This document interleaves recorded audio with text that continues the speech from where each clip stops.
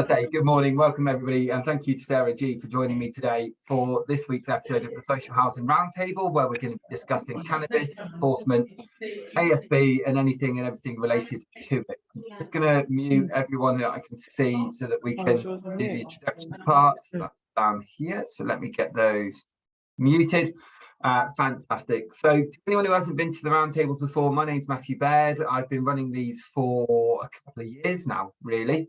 I started in lockdown because it was a way to still keep connecting with people in the social housing world, and they've just continued and built from there, really. My role in this is purely as a mediator.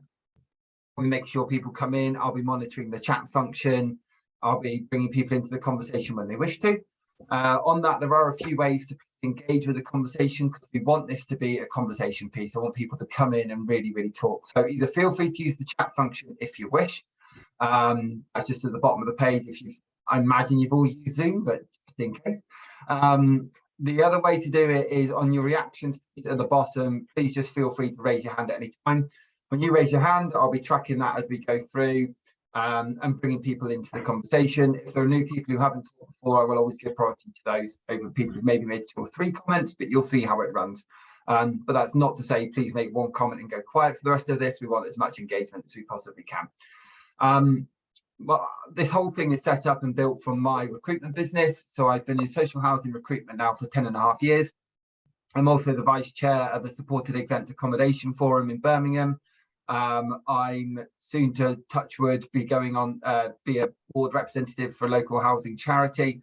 And I'm the chair of a supported housing group that takes place every 2 months, which was set up. We had our first meeting recently. That was set up by Eden Bailey. So I'm not just someone who's in recruitment and going, oh, great, I'll use this as a networking tool. I genuinely care about this sector. And some nice comments recently on my LinkedIn have hopefully backed that up. But that's enough about me. I'm going to introduce Sarah, who we're working with today. So yeah, Sarah, please kind of bit about your background and I guess how we came about the conversation today. Yeah, of course. So hi, everyone. My name's Sarah G. I manage the ASB team, specialist ASB team for EMH Homes. And if I give you a bit of context, really, about how sort of we got to where we're at. So at EMH, we have about 22,000 homes over 43 different local authority areas. We've got around 400 open ASB cases sort of at any one time, and 120 of them mention cannabis as the main or very high up on their agenda of their issue, really. So I kind of set about this journey really and go, okay, let's have a look and see what we can do. And the first thing was, I thought, right, let me put something on LinkedIn to see what other people do, rather than me just sitting. I've been in housing 25 years in various different roles. I thought, rather than me just sitting here with my blank bit of paper, let's just sort of have a look and see what other people are doing. So I put a few things out on LinkedIn. And then the conversation started with Matthew, really, about these are some of the issues I've got. Other people in the sector that I know said, well, actually, yeah, we're all having the same sort of issues. And I kind of thought, right, let's start and have a little bit more look at this. Initially, I thought, wonder if we could get a drugs policy. I wonder if we could be quite brave and say, we're not going to deal with anything to do with cannabis, smoking cannabis. If it's just cannabis, nothing else, just cannabis, let's say as an organisation, we're not going to do anything with it. Whether that actually would stand up and we'll be able to do that, probably not. Yeah, we can do the sort of tenancy warning letters and ABCs, but realistically, how far can we take that? And ultimately, we've still got customers at the end that still remain unhappy, at the beginning, during, at the end of that process. We all know, and we can have some further discussions, I suspect, about the whole sort of CPN, community protection, the warnings and sort of how that we can use that. Just some other stuff that I've had passed to me recently, actually. One of the police authorities that we work with are looking to introduce that they're not going to be dealing with solely cannabis smoking, and are looking to pass it all back to the landlord of that property for us to deal with it. And that's going to be challenging. That obviously is going to cause us potentially further issues. So that is kind of where I've come to, on this journey really. And I think Matt and I thought, well, we had a bit of a discussion. Let's open it out to people to see what is already good practice, what can we share among ourselves, and just sort of take it from there. Absolutely. And I know we've liaised a bit with, there's a couple of apologies from both Jim Nixon and Janine Green, who I know wanted to be on this today, and they've both shared some insights and some thoughts as well. I guess, Sarah, kind of the first question, I know we put it up on LinkedIn, and actually out of the 60, 70 votes, a lot of people are in that kind of 0 to 50 camp of how many cases they've got within cannabis within their ASB cases. But when I delved a bit deeper, that's because cannabis was just a part of it, rather than maybe the main part. And I think that's the key thing at the moment. We can talk about it being just one small part, but I think the key problem with enforcement appears to be that it's such a small part of so many different pieces of the legislation.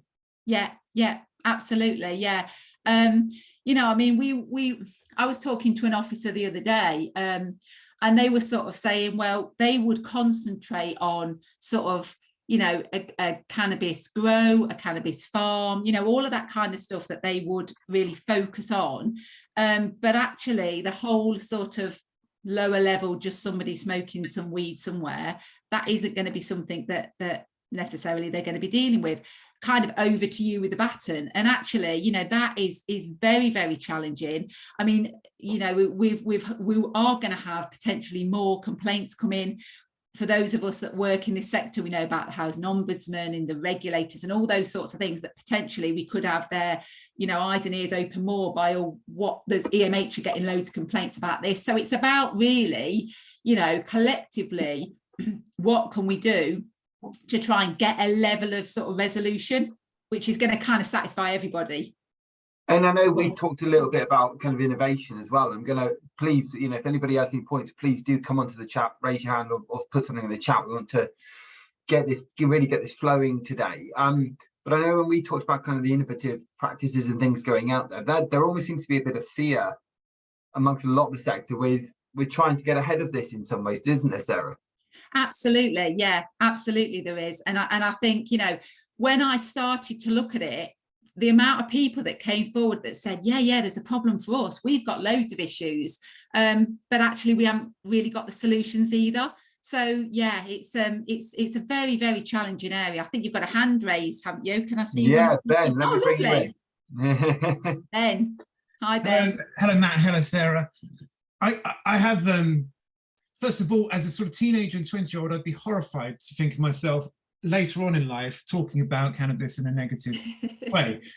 I have a background in running pubs, and I can see why cannabis is almost downplayed, because when you've got alcohol and cocaine, you've got aggression, and it's instant, and it's fighty, and it's noisy, and it's door banging.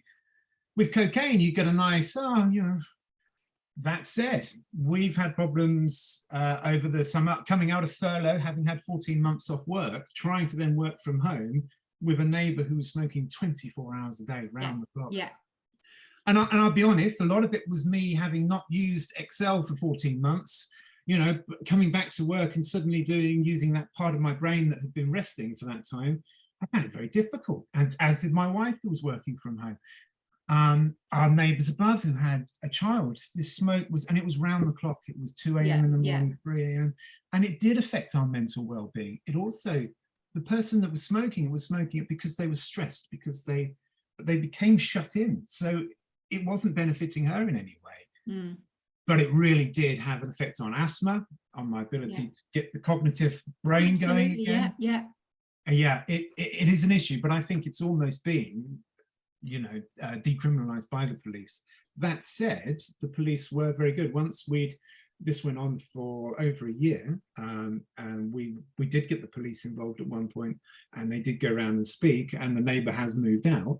But it's a difficult one to marshal, because in theory, but then of course, sorry to rant, the back of that is then you have drug dealers coming into the building who are buzzed in, bring it to the door, and while they're there, they're then looking to steal bikes. It has a big knock-on effect.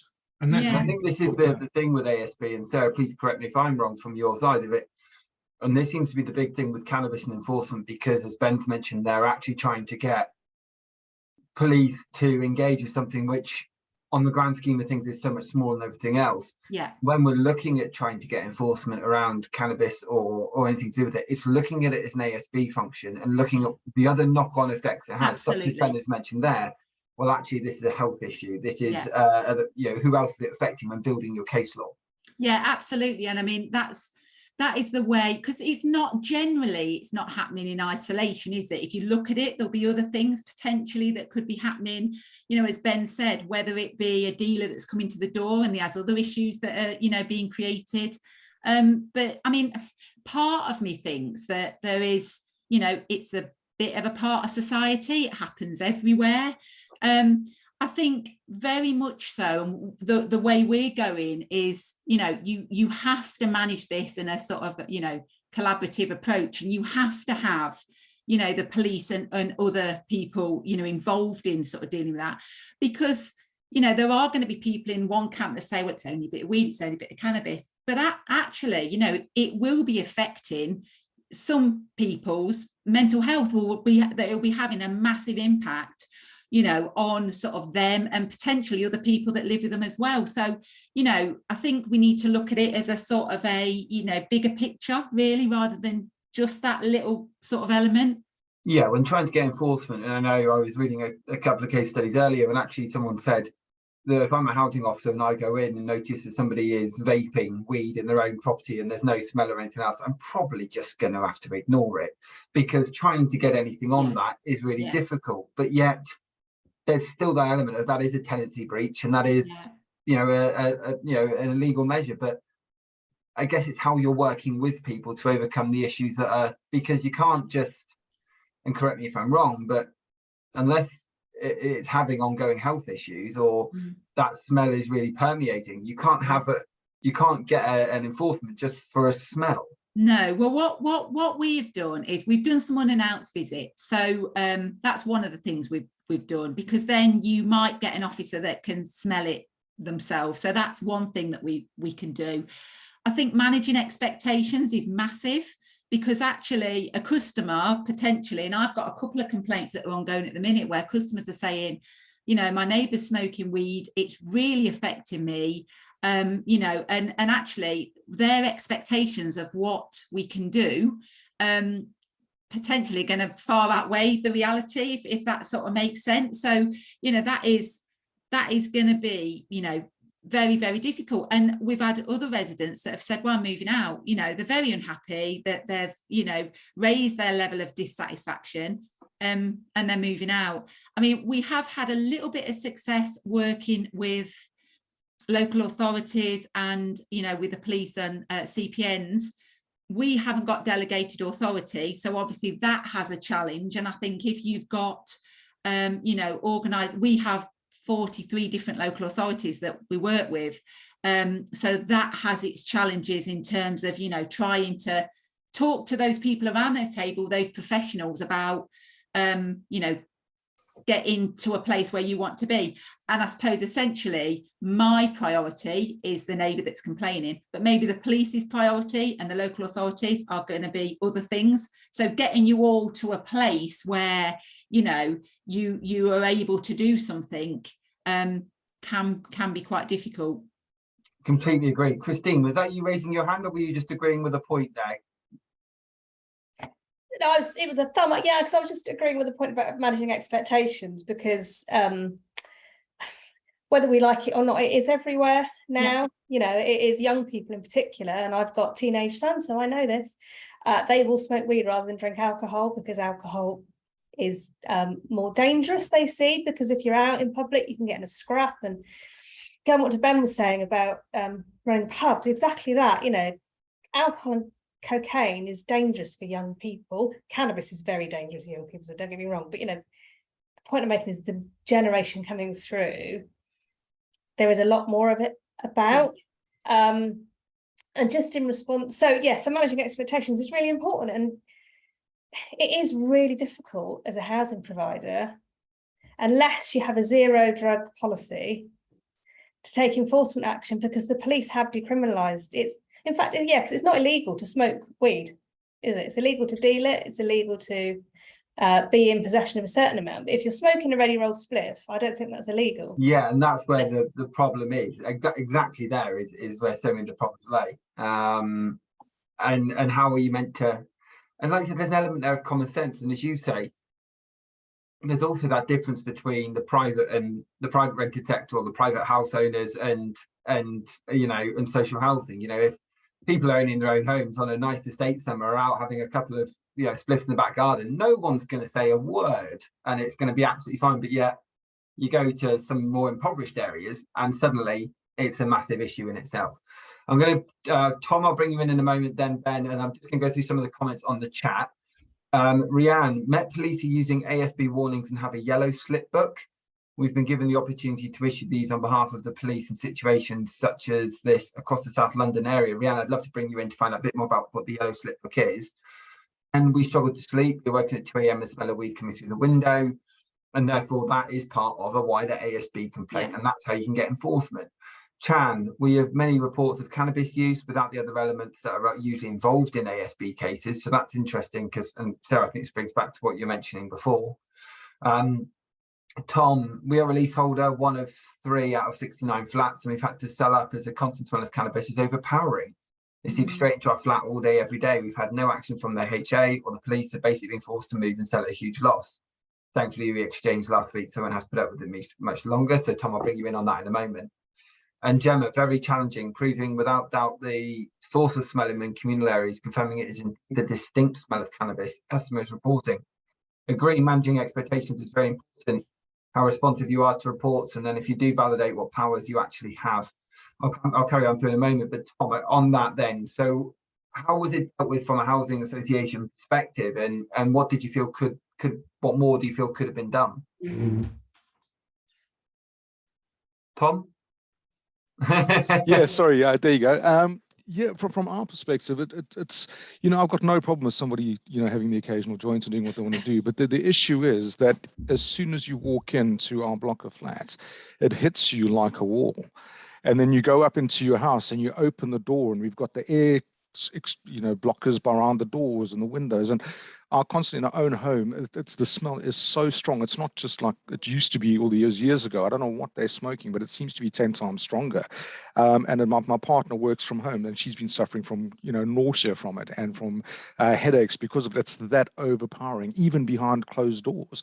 And from our perspective, I think the expectations was that come through, issue a warning, or come and chat to somebody, but we were just fobbed off. Oh yeah, we'll send somebody around. Oh yeah, the police will come around. There was a raid maybe 3 years ago at one of the corner plots, but we've seen nothing since. But for us, we've actually been in a position, because I've got an 8-year-old son, we've actually sold, and we've actually lost £19,000 on this house. We paid 170 for the flat, and we sold it for 151, because every time we had a viewing, somebody would be smoking weed. So our property just deteriorated. Nobody cared, and there was nothing that we could do. So from the expectations is that something should be done. I don't expect tenants to be evicted, and I understand why some people smoke it, but there's got to be some kind of, maybe perhaps look at going forward, if it is being legalized, maybe a communal smoking area with an extractor fan. I don't know. Sarah, but it's literally it's forced us out of our home. Yeah, thank you, Tom. Really appreciate it. But Sarah, from your perspective, then, how, I don't know, maybe should that have been dealt with, or equally, where do you see the problems? Like I say, because from a tenant perspective, it's like, well, look, that's illegal. That needs to be stopped. Get the police in, and it's done. And yet, that's not how it works. No, and the difficulty for us, Tom, as a housing provider, is to trying to get a possession order on smoking cannabis is going to be nigh on impossible. And I have lots and lots of conversations with residents who will, quote me the tenancy agreement and go, but look, it says here they can't do X, Y, and Z. They can't cause alarm and distress or annoyance and whatever the terminology is. And I say, yes, I appreciate that. And then we have to go through the whole process. And I see it as a bit of a journey of sort of with those customers about, okay, this is what we can and can't do. And this is the process that we have to take. I'm gearing more, like I said, towards a sort of, the only real option is the sort of potential sort of CPNs and, the warnings initially, and then the notices. and potentially if they breach that, then, you know, there is an amount, you know, a fine to pay. But then that adds another load of challenges as well, doesn't it? About, you know, how that's going to be, is that going to create further issues as well? You know, are they in a position to be going to be paying that? Can you get the local authority to actually run with that because they've got their own things to do? So yeah, it's not easy. What I would be saying for you, sorry Matt, I'll be very quick, is that you know, from your point of view, and this is what I say to my team, is, you know, be speaking to them customers. It's about the impact. So like you said there, the impact on your wife, you know, and the fact that before you were looking to move, the fact that you even had those conversations as a family is, look, we may have to move to somewhere else, to another property, because of this, you know, this direct impact. And I'd be looking to sort of work with you know, you and the rest of your family to try and see what else we can do from an enforcement point of view. But yeah, I'm sorry that you've had to be in that situation. It's not good at all. Thank you for that, Sarah. Cheers. That's all right. I mean, there's a number of stuff going on in the chat in terms of cannabis is illegal irrespective of quantity. However, it's being dealt with differently depending on the amount. Police don't have the teams available to enforce this in the way that is needed. And, you know, Kat has mentioned that they quote the Misuse of Drugs Act, which states an offence to smoke cannabis, but as Claire's pointed out, it's illegal, but resources aren't being directed towards it. And Christine said that breeding has created stronger strains. So I'm going to come back to Luke's in a moment. I've got Ben and then Rhiannon, Fiona, Helen. So Ben, over to you. It's just pretty much following on from what Tony said. I mean, I have no objection to someone coming home from work, having a spliff, and that be it. It is when it's 24 hours a day. And then, you know, Matt, you know me, heaven forbid I should come down on the side of the housing sector. But the associations, it's not up to them to fix society's woes. If we've got someone who is unemployed at home watching daytime television, well, who amongst us wouldn't smoke weed all day rather than put up with Lorraine Kelly? But it's just what, if you're smoking it all day, there's something we need to fix there. You know, why aren't people out seeking gainful employment? Why? You know, because you cannot have, and it is so much stronger now. I mean, to passively be stupefied by it makes you realize just how strong this stuff is now. It's no longer the weed that, you know, perhaps some of the older ones among us will go, you know, you have a spliff, you have a laugh, and then you eat nachos and yogurt. You know, it's beyond that now for this super strain, and kids have readily available ability to get it. Yeah, and I agree with you. And I think this is again, that's more of a societal piece, and the societal acceptance of it has certainly changed, I feel, particularly over the last 20 years. Rhiannon, let me bring you in. Hiya. On top of the issues in relation to people using cannabis, we've now got people that have prescription cannabis, and the issue predominantly for people is the smell. We had a resident who had caused a lot of problems with his neighbours with his general sort of raucous behaviour. He had cannabis in his home on one occasion. I said to him, listen, it's got to stop, you can't carry on. He said it's medicinal. And I said, well, until you can provide to me a prescription from your GP, I'm not interested. So he went down to a very busy South London police station with a bag of weed in his back pocket and said to them, guys, I'm really sorry. I'm actually here because I've been told I need to come speak to you about having cannabis. I've got it in my pocket right now. I use it for medicinal, blah, blah, blah, blah, blah. And they told him to go out and get a CAN card, which effectively almost stopped him being stopped and dealt with by the police. What it doesn't stop, though, is your neighbours being fed up with the smell and their little kids being affected. And whether it's got a different ingredient or not, or whatever, to stop it being so potent, I wouldn't want to live next door to somebody where my small child would be able to smell this. Thankfully, this chap was actually really reasonable, and I explained this to him, and he's like, do you know what, when I smoke it, I'll go for a walk around the block and I won't bother anyone. Perfect, thanks very much, chap, appreciate that. But that's one person out of about, well, I think I manage about 15,000 properties across South London, and that's only one person in my 15 years experience who's been so accommodating. So it's quite difficult. We have had instances where we've had injunctions against people because the smell of cannabis has been so strong. There's almost shared fencing properties, or they're old and there's gaps. Freeholder came to court and gave evidence on how impacted he and his family were, but without that impact statement, we were never going to get anywhere. They breached the injunction, and now we're facing potential possession action on the basis of a breach of an injunction, which is a mandatory ground for possession for something really, really stupid. I popped in the chat about You these. mentioned about the yellow slip, yeah. So it's Met Police documents. It says all over it, Metropolitan Police Service warning notice. Why they've let us do these, I don't know, but it makes us feel like we're really important at least. And the Met Police basically turn around and went, we spend a disproportionate amount of our time dealing with silly little weeks on their moped, smoking weed, dropping their litter, and it's taking too much Met Police officer time. And we go back and we see the same people week after week after week after week. And I think this was dealt with from Tower Hamlets is where it started. And they've basically said, right, we're going to bring this in. You get 2 ASB warning slips. At that point, you then get referred to the local authority for further discussion at that multi-agency panel, because whilst that little week's probably revving his motorbike every Thursday night, he's probably also known to yachts, also known to this, that and the other. And then they start feeding that into like CPN type work to make them more justifiable. I don't know in terms of the success rate of these across the whole Met area, but certainly where I've issued them, we have very few reasons to go back and reissue, or the behaviour escalates so that we end up just going straight to sort of legal actions. But they are really handy to be able to say, look, we warned you about your behaviour with a warning letter for your tenancy, but we also let you know how this could impact you criminally. And if people don't pay attention, you've kind of got that double whammy opportunity. Absolutely. And again, sometimes enforcement is the only way, you know, and going to these extreme measures is the only way. But that point you made, particularly kind of around the legal cannabis part, that's only going to get, you know, worse. I say worse, but when you got a state like America that have legalized it, there's going to be a knock-on effect, Sarah. Yeah, absolutely, absolutely. I mean, I like the idea of those cards, whatever they were called. I've actually wrote a couple of notes down because it'd be interesting to see if we could run them past some of the police authorities that we work with to see if that would be something that we can look to consider. But yeah, I mean, we Matthew, we've had this discussion, haven't we, about the whole legalization of cannabis, and that problem would potentially then go away. You know?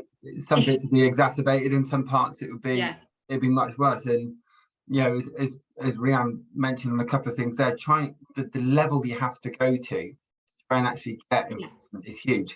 I'm going to bring Fiona in and then Helen, and then I'll jump to the chat. Fiona, thank you for waiting. Hi, not a problem.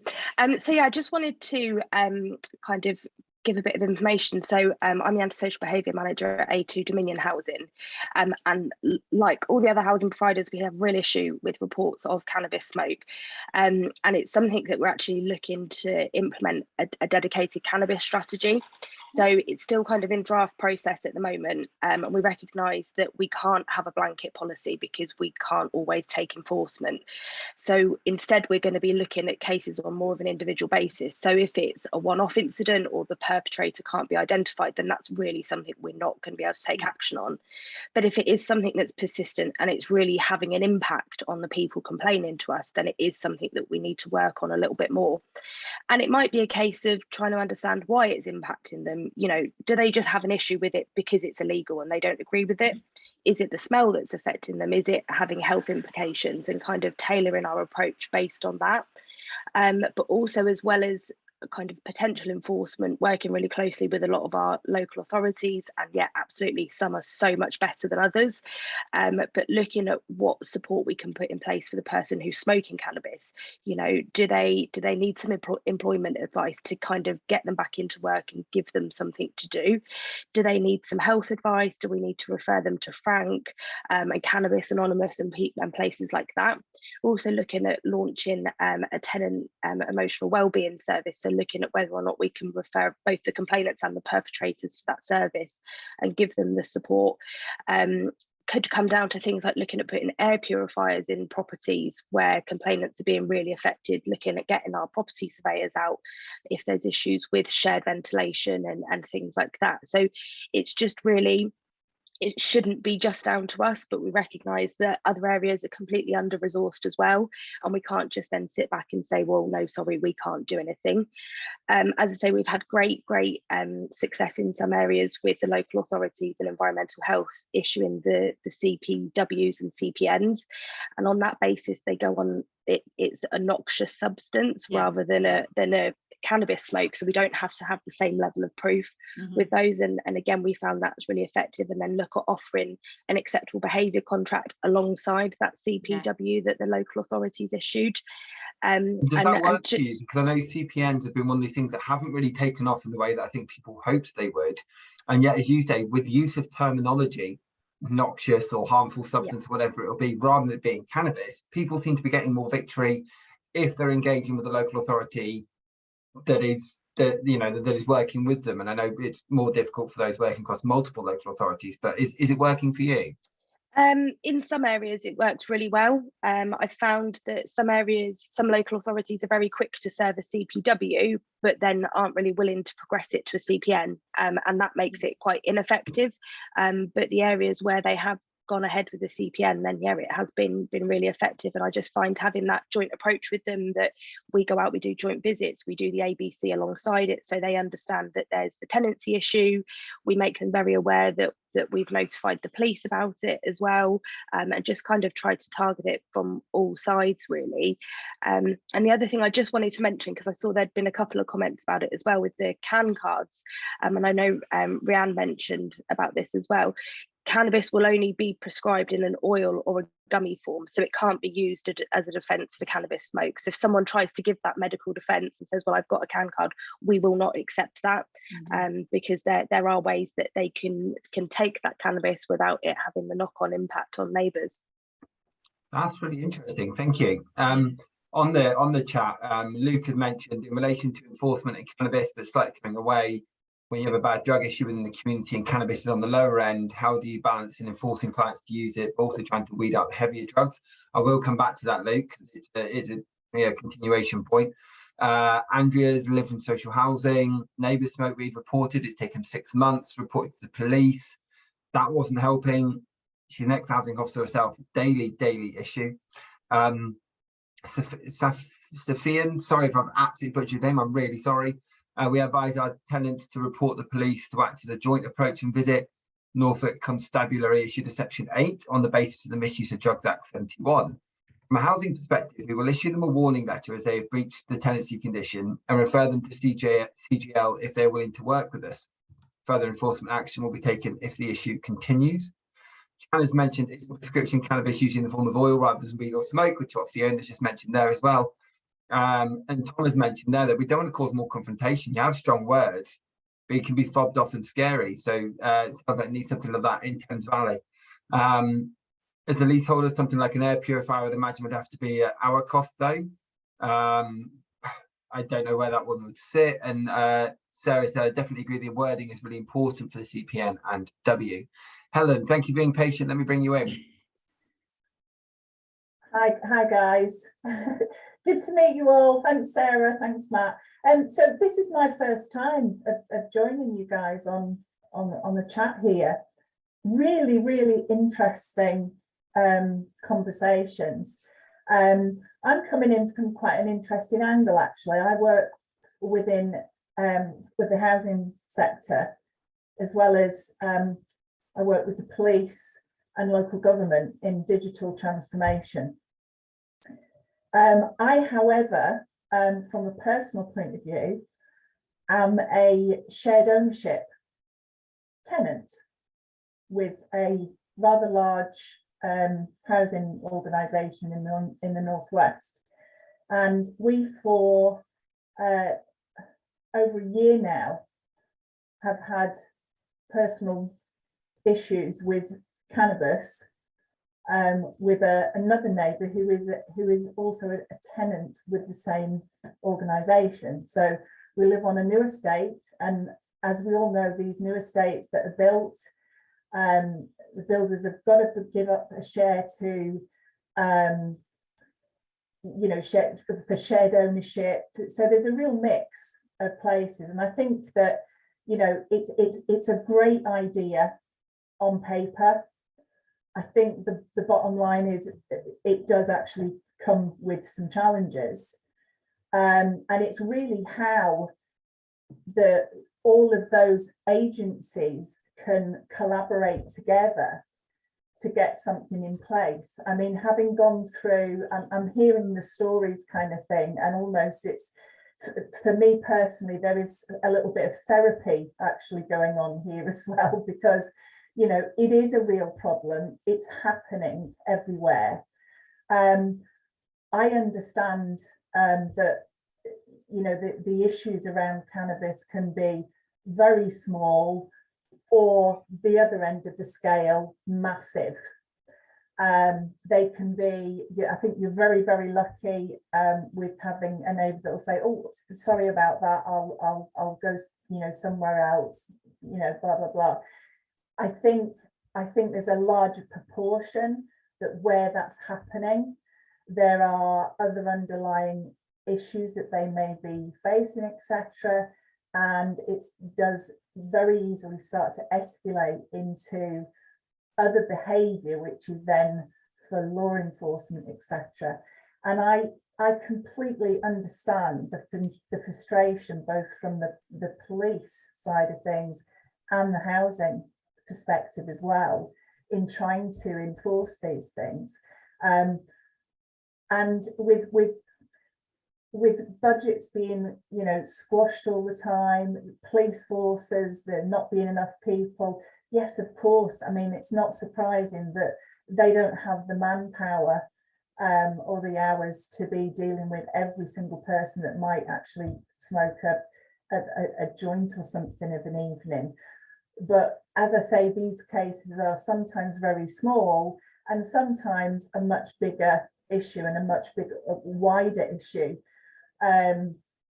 So again, it's just about that, having that multi, you know, agency kind of approach and collaborating, which again is very, very difficult. It's interesting to hear about the yellow card kind of system.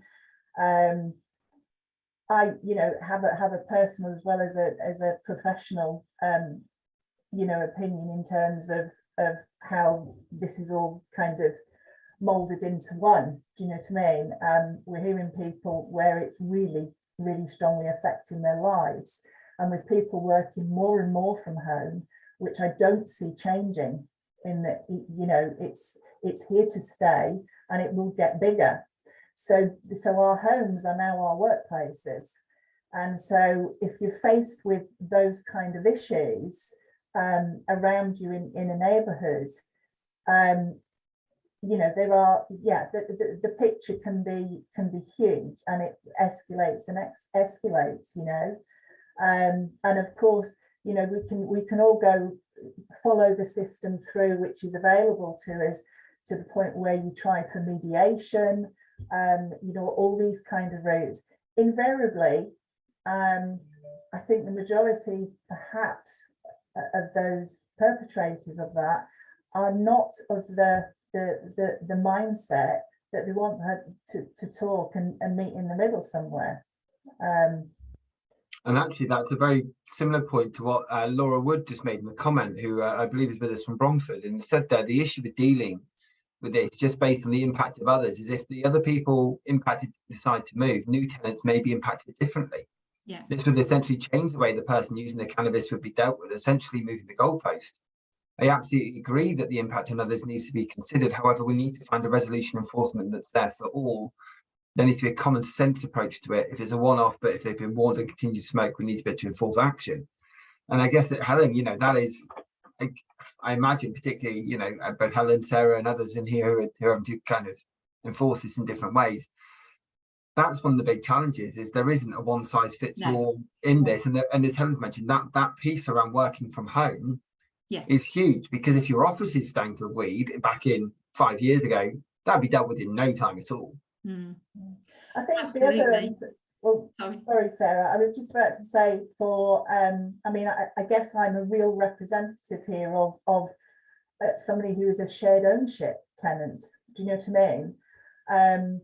And people have shared ownership properties, tenants for all kind of things, and it's very important that we remove the stigma away from, you know, 100%. You're a certain type of person if you rent, you're a certain type of person if you're a shared ownership, or do you know what I mean? Everybody's circumstance, how they arrive at that place, etc., can be very, very different.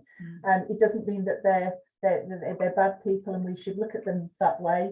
I could equally be living next door to a £5 million house and experience the same problem. Yeah. This is about the person and not the financial circumstance 100%. always. Yeah. And I would have to, you know, point out as well, whilst it's quite a strong position, opinion, I guess, but I believe it to be factual, in that in this country, cannabis on any level is still illegal. Now, I don't not understand or accept that things may start to change, because it's becoming a wider issue. The same as everybody that has a Ring doorbell or CCTV, there are, you know, there is some education required out there in terms of the use of them. What can be used, what can't be used, what can be used in evidence, how do you prove this? And it's all about, when enforcement comes along, it's about being able to prove that. And like somebody, I think Ben also mentioned something that, you know, how do you prove a smell sometimes, you know? You can't video it, you can't record it. And there's actually a few comments really backing you up in the chat there. I'm going to come back to Gemma shortly, but you know, her point was around kind of, if someone volunteers are using cannabis, how do you approach those who suspect they are but deny use? And that does, like you say, if someone's saying, well, I wasn't, then, and you're only using smell and there's no other evidence, you're struggling. But I'll come to Sarah in a moment on that, because I imagine there are some things that have been done. But Rihanna's mentioned a lot of this comes down to courts to effectively enforce. We struggle to get outright possession in cases where it's clear drug dealing is happening. So really, it's going to be very tough to take effective enforcement action at any level on the basis of personal use. I mean, the courts are so far swamped with other cases as well, but that's really hard. And Sophia, 100% agreeing with you, Sarah, the wording is vital. We use the following sentence on our CPW and CPN. We do not permit noxious or offensive fumes or odours to escape from your premises, as this is likely to cause nuisance or annoyance to others in the vicinity. This notice applies to all such fumes or odours, including particular smells linked to illegal substances. Yeah. I guess, again, it comes down to trying to prove that. But, you know, going back to both the point Helen made and indeed, you know, Laura, this part about actually trying to enforce it to the individual and prove the smell must be incredibly hard. Yeah, absolutely it is. I mean, I think a couple of things that we've said there that I just wanted to pick up on. I think looking at it on a case-by-case basis is the only way to go, because like you said, it might be a lower level, you know, one-off complaint, or it could be you know, a report of someone's health and well-being, you know, is massively affected by what they are smelling on a day-to-day basis. So I think, you know, on a case-by-case basis is one thing, and looking at the whole, you know, really going on the impact that it's causing. You're absolutely right. You know, how do you prove a smell? You know, it's that is very, very challenging. I haven't necessarily got all the answers really as to how that would, you know, how we would go about looking at that. I think, you know, it would be, like I said, very much about getting as much information together, dealing with the impact, and bringing that customer along with that journey of, so that they understand the difficulties as well at trying to come to a, you know, a resolution. You might have to get them to agree to something, you know, that they're not. As we've said today, a lot of people think it's legal anyway. Yeah. So it's incredibly difficult, and you know, I still see a lot of our residents, you know, owner occupiers that say, your neighbour's smoking weed and I want them evicted because I can't stand it. It's coming into my home and you need to do something about it. And it's whole conversations, that isn't it then, about, you know, what like I said earlier, what we can and can't do, and kind of getting them to agree to disagree to a point where actually, you know, I know you're not going to be overly happy with it, but this is as much as we can essentially do. And then, like I said, then it's working in those MAPA meetings, working with the police, it's getting your CPNs in place and explaining. It's probably be a long process, but we'll work with everyone involved. Absolutely, and I guess that's where the stigma, particularly Helen's mentioned before. I'm going to bring Helen back in, but in the chat, Andrea said that she's also a shared owner and managed ASB and shared ownership and general needs. My parents live in a very affluent area and they are upset daily with the smell coming into their homes. It is everywhere. backed up by Laura Wood. Chana said, thanks, Safia, and we'll look into noxious smells to deal with this. And Kat has said, actually, Kat did a comment in before that just made me laugh, which was about smells. A neighbour had said, look, as soon as you hear it, so as soon as you smell it, let me know. Drove 20 miles and found out it was baked camembert. So absolutely love that as a thing. But again, that's a smell someone doesn't like and going, you need to deal with this. And it's trying to prove what's what is huge. Helen, let me bring you in before I go back to the chat. Yeah, I mean, I guess, again, coming back to the differences between, you know, if you are a tenant, I'm not saying that it makes it any more acceptable or not, but you at least have the opportunity or faced with the opportunity that you can move if something got too bad. When you're a shared ownership property, you have bought for invested both mortgage as well as a reasonable rent in order to, and depending on somebody's age, will depend on what those mortgage terms are. So sometimes it can be costing them more than it probably did previously when they were privately renting, just as an option. But it's not quite then so easy to just put your house on the market, because we all know, obviously, with new builds as well, that there's a finite amount of time that you need to be there before it's going to actually probably reach the value of the property that you purchased in the first place. Particularly at the moment where it's about to go through the absolute floor by the looks of it. We've got, you know, banks withdrawing, we're hearing on the news, withdrawing mortgage offers, etc., because of the uncertainty of the market. And it's the same with housing providers. You'll know this yourself. There isn't the stock out there for everyone just to move to somewhere else. You know, trying to get mutual exchanges and stuff sorted is incredibly hard. And what was interesting, actually, on your point there, was that Kat has mentioned that in a recent injunction case, the judge was very clear that they accepted our professional witness statement, and having stated we smelt enough cannabis along with a statement of truth is good enough. Yeah. So, but again, what would be, and there probably is a stigma with this, if your professional witness statement comes from someone that, if the courts are in some way stigmatized, go, well, yeah, but they're a social housing resident, they're not going to know, then actually it's null and void. And I don't know if that's ever come up, Sarah. Well, we have had, and I've put in there some success with that in terms of, you know, putting that in our sort of housing management statements. But again, what we can't have is, you know, there's a finite of resources. We can't have, you know, Mr. Jones, every 5 minutes he smells it, come and smell it now, come and smell it now. I mean, you know, and actually getting people, staff are out and about, but we want to be able, it's difficult, isn't it? It's always a balance. So on one hand, I totally agree with that, and we have used that. But actually, I don't want to create something where you've got a line to a housing officer that they're being expected to go all the time to smell it, so that they can add that all in their housing management statement to get us where we need to be. So, but the point I was making was that we have done that as well. And I think, you know, there are times when that has worked quite well.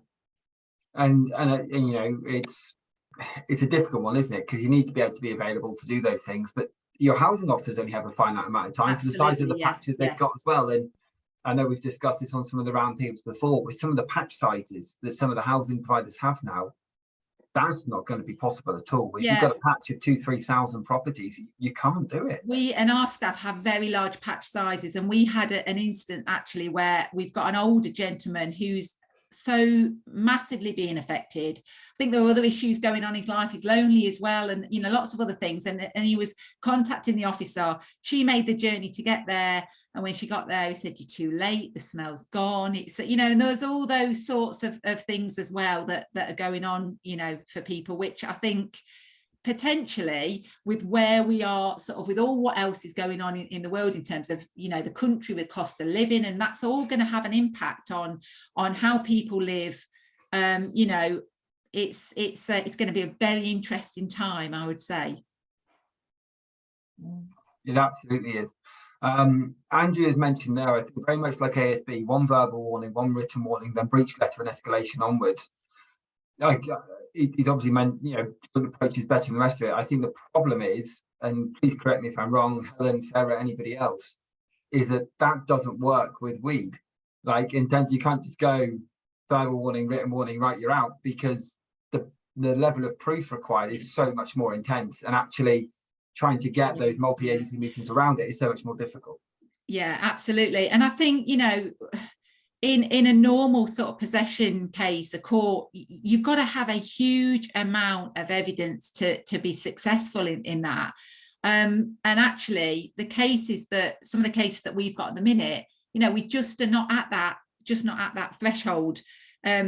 You know, and so the impact is still going to be there. The issues are still going to be there. And I suppose all we can do is, like I said, that sort of multi-agency approach, those regular, you know, I'm all for when you're doing sort of the whole partnership working, being clear on sort of who's going to be doing what part of it and what, you know, what you expect on that. And then when you're coming back again, that you can pick that up and sort of kind of move it forward. And hopefully as a collective, you can kind of, you know, build a little bit of something going forward that you can get some resolution. And as Gemma mentioned earlier, Gemma McGiffin did in the chat, actually one of the things she said there was that, you know, because you can, you know, trying to actually prove it to them can be difficult in itself. You know, as you said there, straightforward if someone volunteers they're using it, but how do people approach those who you suspect that they deny use? I imagine that's a long-winded process. It's a massive issue. I mean, a big block of flats and you go, I suspect it's quite a few people that are smoking weed, not just one. I mean, we've tried in the past sort of cannabis cards, but that actually caused potentially more issues than it was worth, because we would post a card through to say an officer's been and smelt weed, and they've said, prove it. How do you know it's me? How do you know it's not the neighbour? We dropped that quite quickly, really, because I get the intention. I think it, you know, when we looked at it, we were like, well, let's give it a go. But in blocks of flats, very, very difficult. And often this seems to be where the biggest issues around kind of smells and things like that come through, because there isn't that air filtration. And actually, Ben mentioned before that someone using air filtration, and whilst it dealt with the odour, it didn't deal with some of the other knock-on effects that come from people coming to the property. There was a point by Luke earlier that I said I wanted to come back to, which was in relation to enforcement. When you have a bad drug issue within the community and cannabis is on the lower end, but other drugs are being used as well, how do you balance in enforcing clients to use it, but also trying to weed out the heavier drugs? I imagine that comes down to external, again, those multi-agencies, isn't it? I mean, yeah, absolutely. And I think, you know, for me, you know, there is, and this is just my experience really, you know, that the higher end sort of drug use, class A drug use, the police are more, and I can only talk in my area, are sort of more interested in dealing with that and, you know, being the lead, if you like. So actually that kind of, in some respects, I find taking sort of action in that area sort of easier than the whole sort of, I don't like using lower end, don't like using higher end and lower end of ASB issues. But I think, you know, if you're talking about the sort of cannabis smoking, it's it's incredibly difficult. It really, really is. There's a couple more points that have just been made in the chat. I'm just going to scroll back down to those. So so Chan has said also enforcement action will eventually lead to eviction proceedings if the cannabis nuisance doesn't cease. Is it proportionate to evict someone smoking cannabis in their homes? Has anyone tried this yet? So how do you, I guess that then comes down to more, I guess it wouldn't be eviction of someone out their own home, it would be a criminal case, wouldn't it? So if it's out of their, is that like an owner? I think that's if somebody like owns their home. Like say for example, and it is say Helen, for example, who's in shared ownership. I think it's forfeiture of lease, isn't it, Helen? I'm sure you can probably, that's my understanding. If there is some sort of, you know, significant serious ASB, how easy that is to do and whether that's a realistic option. And against homeowners, it's even more difficult. Homeowners, I don't think there's got to be a criminal case, doesn't it? I think the only thing with a homeowner is potentially to speak to the local authority, and again, that's when you know have that sort of multi-agency approach. Helen, thoughts on that? I mean, like you say, this is we are aware of all of the problems and all the, you know, how you know the difficulties that everybody is faced with. That, you know, the police, the housing, you know, tenants, shared ownership, This is a shared problem. Yeah. Do you know what I mean? It's a community problem. I mean, I know that where covenants are in play, wherever there's a lease, you know, in play, covenants, you know, standard there sets out a list of things which you can and you can't do. If I can make it's probably not the best analogy, but if we had somebody where dogs, pets were not permitted, maybe this would be more in play where flats perhaps were concerned, etc. And somebody breached that, do you know what I mean? Then the covenants would stand and say, you can't do that here. Do you know what I mean? There is no argument to come back to say, well, it's only a small dog. And somebody say, oh, well, that's okay, but it's only a small dog. The covenants are there covering no pets allowed. So when we're talking about cannabis and things like that, where people are renting homes, shared ownership or whatever, the likelihood is that they've rented somewhere before. Is there something in play where references are even taken up from previous, you know, where any records of where somebody's previously lived at, whether any you know, if there's any there quite often are, and there's definitely referencing that goes into it. You know, this is just from the people I've spoken with, but the problem is you can have as many references as you like. I think Ben and Tom and others have mentioned today, at some point, if someone's life turns and they go, this is what I'm going to do. Yeah. It's that's difficult. It's trying to, like I say, I've worked in recruitment for 10.5 years, and I will never guarantee anybody that someone's going to attend an interview, because you just don't know what's going to happen on the day. You really can't. And it's exactly that. It's human behavior, but also, as you say, it's that societal, I guess there has been a societal acceptance, particularly amongst young people. There has been a shift towards, you know, smoking cannabis over drinking beer. And there has been a shift. I know many people, my friends and things, who are teachers and have spoken to young people, said, yeah, we don't go to the pub anymore, but we will go down the park, or we'll go wherever, and we'll go and smoke weed. And that is definitely a change. Even though it's illegal, I think it's become so hard to try and as we said earlier, it's because it's so everywhere, because it is everywhere now. Trying to nail every single piece, it's really hard. A couple of points in the chat. I'm aware we're coming toward the end of today, but I appreciate on one side of it, we're almost only just getting started as well. So, Andrea, at the end of the day, we only have the tenancy agreement, which is what Helen's mentioned there, I believe. As an ex-neighbourhood coach of Cromford, I had a patch around 200 customers. It was still too time-consuming to enforce everything you hear and see. Even dealing with someone with mental health issues, you cannot get anyone to help or support you. I'm not one person. I am but one person. Not only dealing with this at work, but trying to obviously support at home and outside of hours. And it said the use of higher level drugs such as heroin leads to a higher crime rate, which is why the police will focus on it. As an owner occupier, we felt we were just not important. Our concerns are being simply ignored. And that's the most frustrating part, because that just breeds exacerbation. And that's a whole communication piece with the provider that you're working with. Chan, forfeiture is very, very difficult. With shared ownership, the action would be taken on their tenancy rather than the ownership. Fair. Rianne, Section 8 NDA is probably most useful for home renters, but is reliant upon the police dealing with it.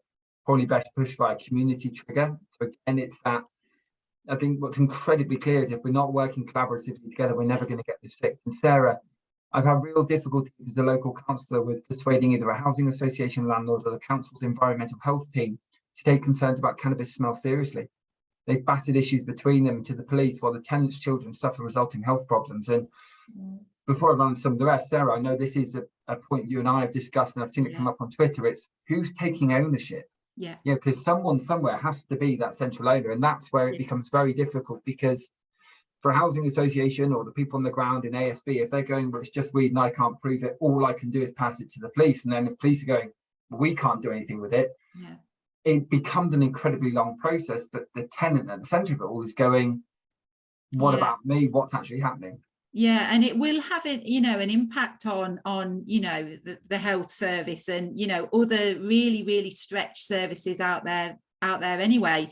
I think, as you said, Matt, absolutely, it's got to be a collaborative approach. you know, and you need people around the table that are willing to look and consider new ways that maybe they've not done things before, and, you know, consider other options to kind of sort of get to that point where people need to be.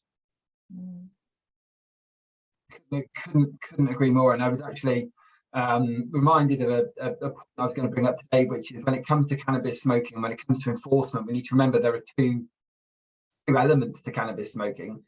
Firstly is that it's a criminal offence, and secondly is the nuisance, and that you might have more joy going after one area of that rather than the other when trying to enforce it.